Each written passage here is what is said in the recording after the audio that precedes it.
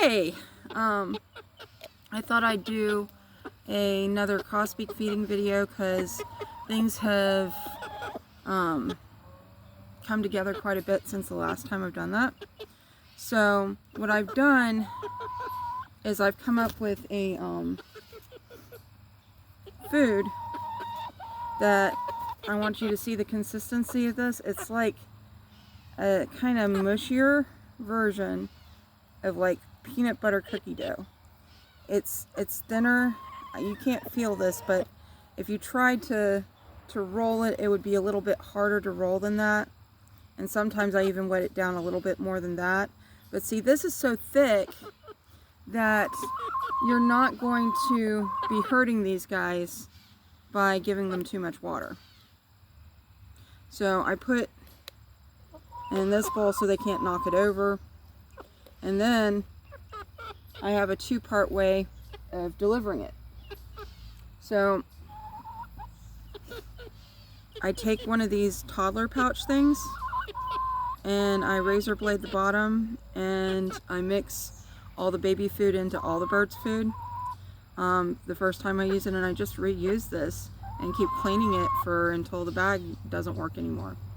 And the neat thing about the size of this nozzle, up Izzy, is that it fits completely like so into the syringe. Now, and then you can squeeze it in to where you're not taking all that time trying to stuff this in the syringe because it's too thick to do that with. Now, you can't really see what I've done to this tip, but it's a lot wider.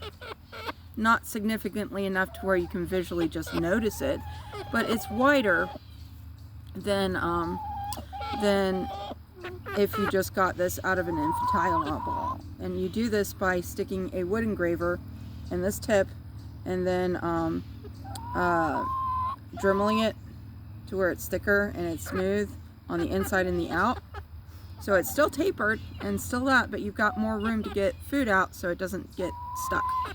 And without much ado, let me show you how we do this. I get her in a football hold, and when it feels exactly the right point, and you see how easy and quick that is. Now with Spirit it takes longer because Spirit, quite frankly, has some issues with feeding, but she's very, very hungry because our coffee grinder is MIA, so I had to take the long way to make it, and I had to like soak pellets and get it started. So she's hungrier than usual. With her though, because the crossbeak's on the opposite side, I have to turn her around and do this way. And you just give her smaller pieces. Sometimes I have to wet her formula down more than Izzy's, because if she spits it, that means that she's having too much trouble with the tongue and everything else getting it down. But you see, even the baby's doing fine with this. You don't give her the whole thing in one thing. With Izzy, see, I can just give her the whole thing. So that's how we do feeding.